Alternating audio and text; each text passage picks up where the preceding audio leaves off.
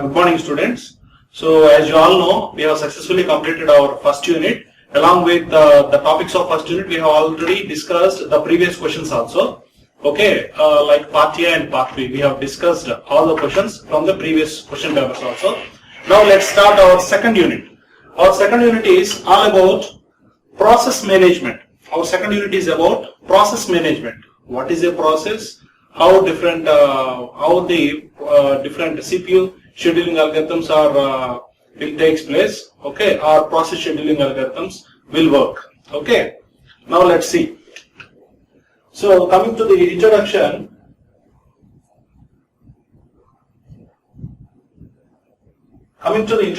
let's see. A program does nothing without the involvement of CPU. So here what exactly the author is trying to tell is, without CPU, if there is no CPU, we can also call it as processor. Don't get confused with that. In OS or CO, in operating system subject or in computer organization subject, so we will be using CPU and processor. Both are one and the same. Don't get confused. So here what exactly the author is trying to tell is, if we want to execute any process, let us suppose a process P1. If you want to execute process P1, when we can tell that a process P1 is executed, CPU has to spare some time. CPU has to spend some time on process 1 for completing its execution. Then only we can say that the process P1 is executed successfully. Okay, so that's what the author is trying to tell is, so a program does nothing unless its instructions are executed by CPU. If there is no CPU, if the CPU don't involve, then the process cannot be executed. Okay, it will always be in the pending state. Okay, so that's what the author is telling. So a program in execution is simply called as a process. Okay, for example, if you see, let us suppose we have written a C program.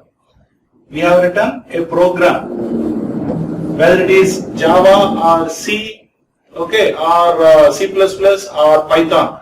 Whatever the program we have written, okay. So this we call it as, this program was written in a text.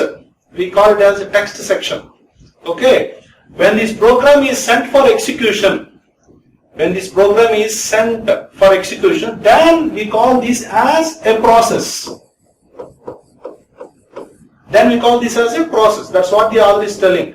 So a process is nothing but a program in execution is called a process, or we simply say that a process is nothing but a process is a program in execution.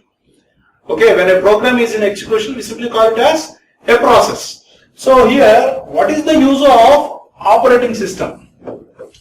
So, what is the use of operating system here in a process?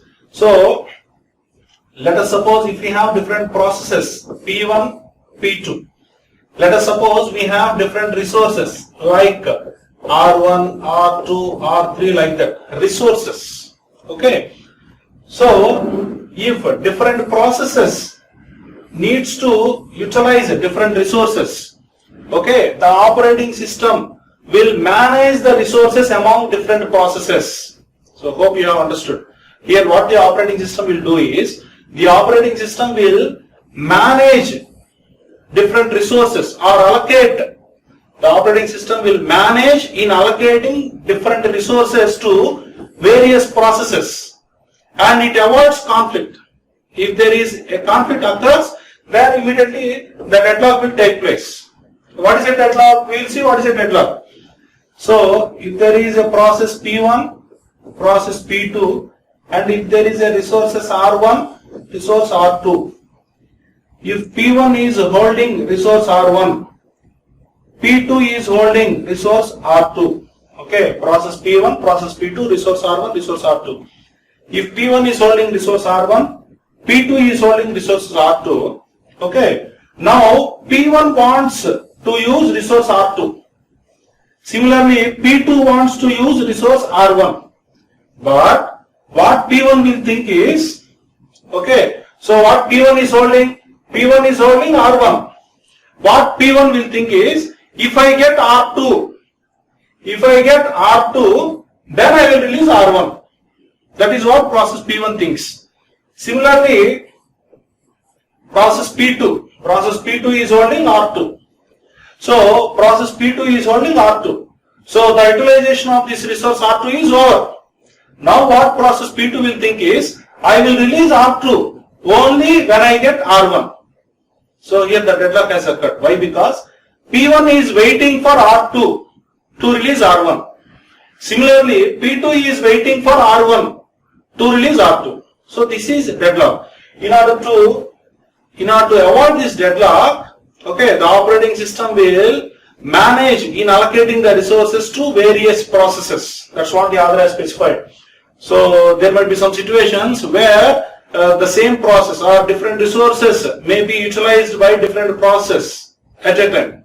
Okay, or some resources may be utilized by the same different process at the same time. At that time, the operating system will manage, okay, in managing the resources or in allocating the resources to various processes. Okay, if it fails, then the deadlock will take place. That's what the author is telling.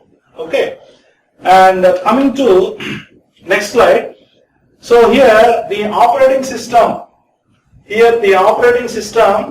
is responsible for the following activities.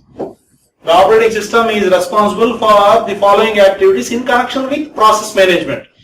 First one is scheduling the process and threads on the CPU. So what do you mean by a process and a thread? So first of all, you should know the difference between a process and a thread. What is a process? We have already discussed. A process is nothing but a program in execution. Okay, if a program is in execution, we simply call it as a process. Then what about a thread? A thread is defined as a lightweight process. A thread is nothing but a lightweight process. At the same time, we can also call it as a process can be split into number of threads. A process can be split into number of threads. Okay, so we can say that thread is a part of a process. Okay, as usual we have specified a thread is nothing but a lightweight process. Okay, or a thread is a part of process, or a single process can be split into number of threads. So here what the operating system will do is it will schedule different processes. And threads on the CPU. Means if there are number of processes to be executed, let us suppose there are 5 processes, P1, P2, P3, P4, P5. So all these are supposed to be executed by CPU. Okay, at that time what it will do is, there are different scheduling algorithms. The operating system will follow different scheduling algorithms and it will schedule these processes to be executed by the CPU.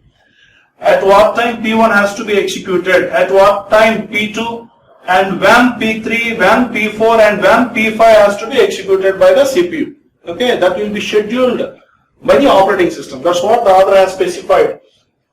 The operating system is responsible for the following activities in connection with the process management. So the first one is scheduling process and threads on the CPU. Okay. Next, second one is creating and deleting user process and system process. Okay, so the operating system plays a vital role in creating a process, in creating a new process. So the operating system is responsible for creating a new process, and after completing its execution, that process will be terminated or deleted. Okay, so if you want to perform or if you want to execute any task, what we do first, we will execute the task, we will give the task, okay, we will load the task into the computer. For example, if you want to watch a movie, what you will do? First, you will insert that data, that movie data inside the computer. Then you will watch it, means you will process it. After watching it, what you will do? You will simply delete that. Yes or no? Similarly, here also the same. So, what are the process? So, the operating system is responsible for creating a new process. executing that process. Once the execution is completed, we can terminate that. Okay, right. Coming to the next one, suspending and resuming the process. So when a process is created, after creating a process, it will be kept in ready state. R is nothing but ready state. It will be kept in ready state. After keeping it in ready state, then it will be sent for execution. Okay. Meanwhile, while executing, sometimes sometimes there may be some interrupt. Okay, what's an interrupt? What exactly is an interrupt? What exactly is an interrupt? Interrupt is nothing but interrupt is a signal sent by the IO devices. What exactly is an interrupt? Interrupt is nothing but interrupt is a signal sent by the IO devices. Okay.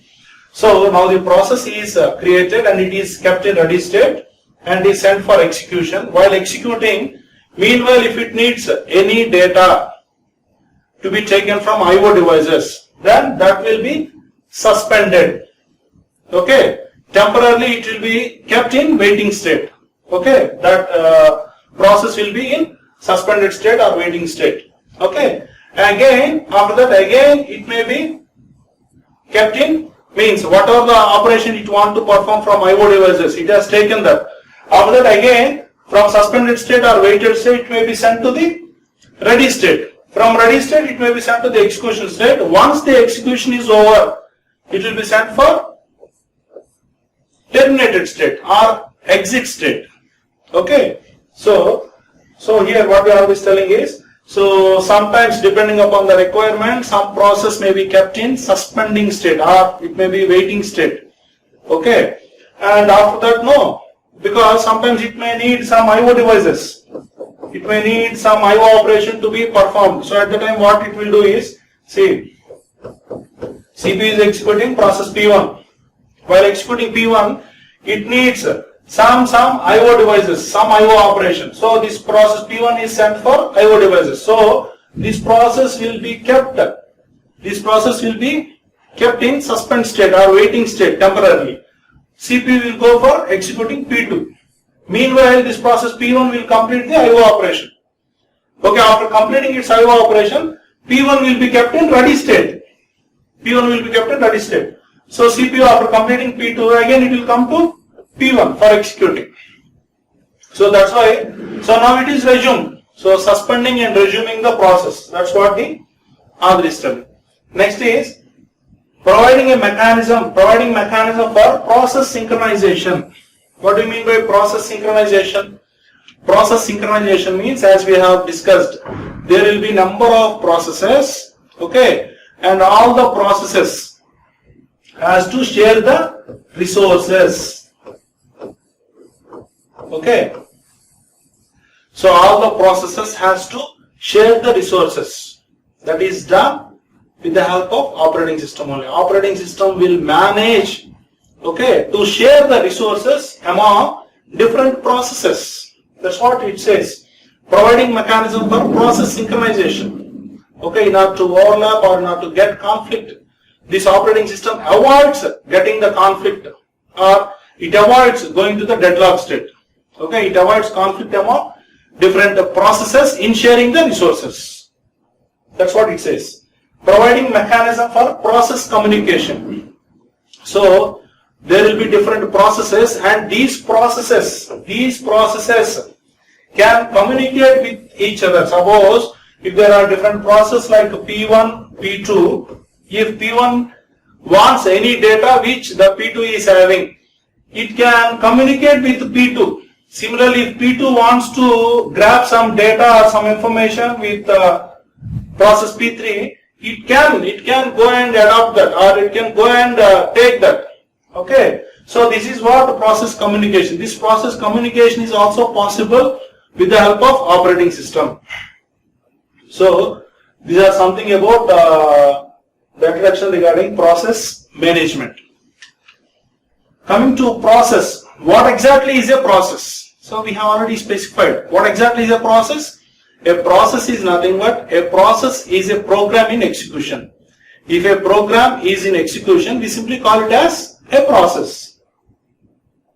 So see, a process is basically a program in execution.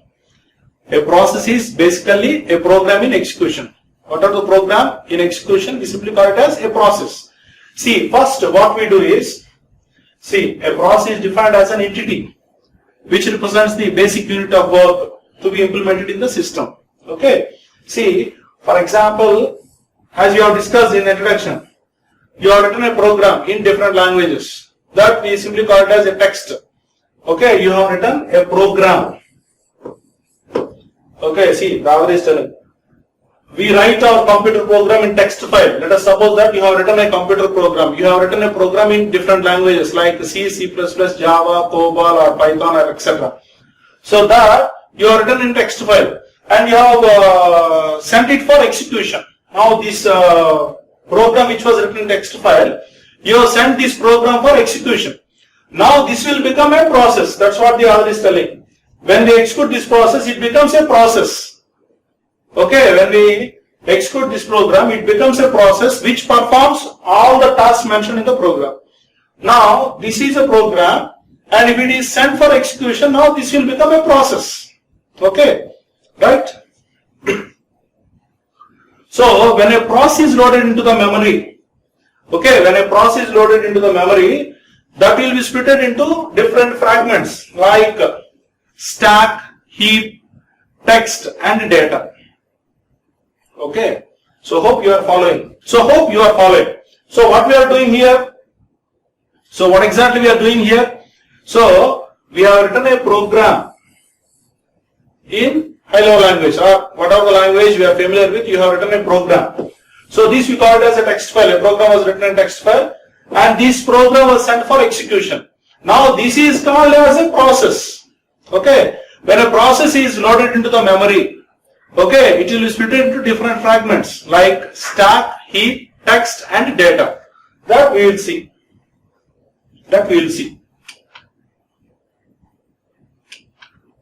See, process. So, as we have specified, so inside the main memory, you know what is main memory. What is main memory? What is secondary memory? You know, main memory can also be called as, yes, main memory can also be called as what? Yes? Tell me. Okay. I'll come back to you again. So what is the use of main memory? Yes. So here what happens is, whatever the program we have written, that will be split into 4 fragments as we have discussed. Stack, heap, data and text. Okay. So what this stack consists of? So the stack, as we have specified, see here, the stack consists of all the temporary variables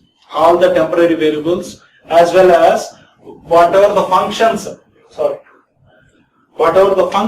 or methods we have used, no? So the stack consists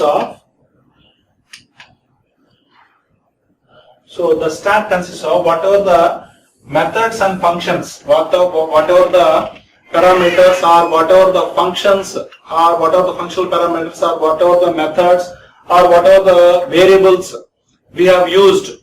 Okay, so those will be stored in the stack. Coming to heap is the runtime memory allocation. Heap is the runtime memory. Heap is useful for storing the runtime memory while executing the program. Runtime means it is nothing but, while executing the program, we simply call it as runtime. So while executing a program, the memory which we need, whatever the data or whatever the memory we need, that will be stored in the heap location.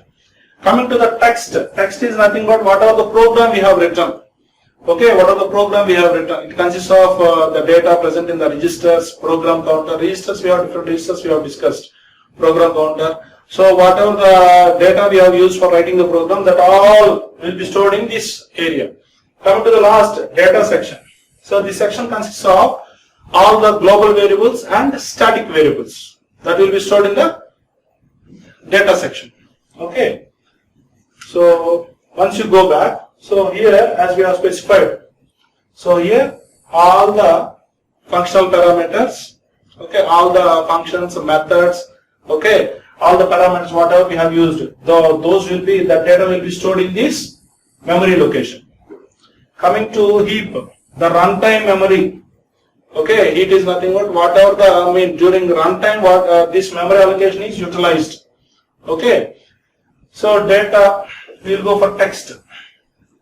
Text is useful for storing the data which was used for writing the program, as well as the registers, the data present in the registers, program counter, etc. That will be stored in this text area. Coming to here, data section, what will be stored? So here all the global variables, okay, whatever the global variables we have used, those will be stored here, okay. Then what about this area? This area can be utilized both by stack and heap if required, okay. This area can be used by stack or heap depending upon their requirement. This is empty, this block is completely empty. This empty block can be utilized both by stack section or heap section if required based upon their convenience, right. So this is about the layout of process inside the main memory, okay. So coming to the process life cycle, of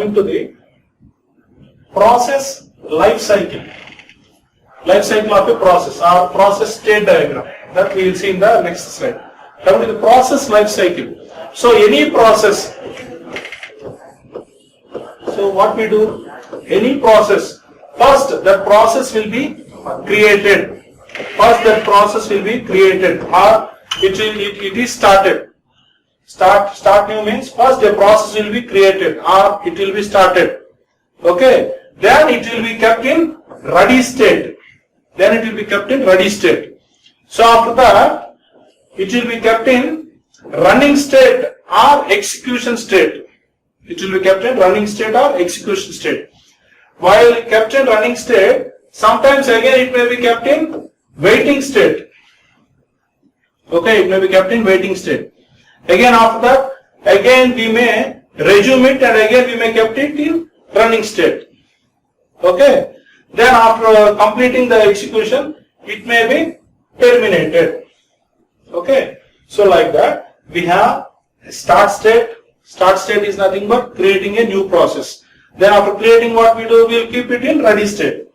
After keeping a process in ready state, then what we do, we will keep it in running state, means execution. We are keeping it in executing state or keeping it in execution. So if the execution is completed successfully, we will terminate it. If not, while executing a particular process, meanwhile if it needs any data, it may be kept in waiting state, okay. So these are different states we have in general, okay. We will see those pictorially. So this is the process state diagram. So here what we do, see, first a process is created, a new process is created, it was created. Next, after creating, okay, so after creating, what we are doing, we have kept it in ready state, okay, we have kept it in ready state. So once it is ready, it was sent for execution. Running means it was kept in execution. It is in execution, okay. So if the execution is completed, if the execution is done successfully, so we will terminate it, okay, we will terminate it. If the execution is completed, we will terminate it, okay, while executing that process, okay, meanwhile if an interrupt has occurred, or meanwhile if it has to undergo any IO operation or IO process, if it needs to perform any IO operation, then this will be kept in waiting state, okay. Meanwhile if it has to perform any IO event, it has to be kept in waiting state. After performing that IO state, again it will be sent to ready state, okay. After keeping it in ready state, Again we will send for execution. Okay, once the execution is over, we will terminate it. This is the process, what happens exactly. See, first a process will be there. Okay, it will be kept in, it is the process created. Next it will be sent for ready state. Okay, once it is ready for execution, then it will be kept, it will be sent for execution. Okay, if it is in execution, okay, if that execution is over successfully, then we will terminate it. Then we will terminate it or we will exit. So while execution, meanwhile if it needs any IO operation to be performed, then it will be sent for waiting state. If it needs to perform any IO operation, it will be sent for waiting state. Okay, after performing this IO operation, again it will be come back to ready state. Okay, so from ready state again it will be sent for execution. After completion of this execution, then it will be terminated. This is the process that takes place in process life cycle. Okay, so see, first a process is created, then it is admitted and it is kept in ready state, then it is kept in the running state. Okay, during execution, if the execution is done successfully, it will be terminated. Okay, while execution, meanwhile if it has to undergo any IO event, it will be kept in waiting state. Okay, from waiting state, so if that IO event is over, then from waiting state it will be sent for ready state. Okay, again it will be sent for execution, and now this time if it is completed successfully, then it will be terminated. This is how the process takes place in process life cycle. Okay, hope you have understood. Okay, so thank you.